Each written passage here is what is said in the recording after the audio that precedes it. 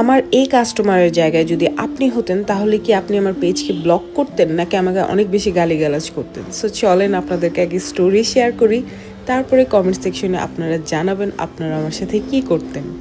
So এই আপুটা আমার কাছে একটা কেক অর্ডার করে প্রায় 1 সপ্তাহ আগে এবং সে কি কি চায় তা আমাকে সুন্দর মতো বলে দেয়। সো তার কেকটা যায় হচ্ছে গিয়ে 26 তারিখে, হ্যাঁ 26 তারিখে। তারপর সে আমাকে কেক রিসিভ করার পর বলল, আপু আমি যে কেক অর্ডার দিয়েছি সেটা তো এইটা না।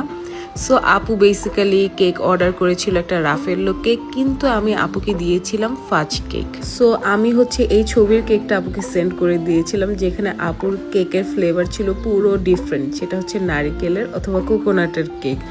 তো আপুকে রিকোয়েস্ট করলাম যে আপু আপনি একটু ফ্রিজে আপনার কেকটা রাখেন, আমি আপনার কেকটা কালকে সেন্ড করতে পারবো, কারণ আমি রাফেল্লো কেকটা বানাইনি। তো আপু ওয়াজ ভেরি কাইন্ড, সে আরও আমার জন্য সুন্দর সুন্দর করে আমার কেকের ছবি তুলে পাঠিয়েছে যেন আমি এই কেকটা রিসেল করে দিতে পারি।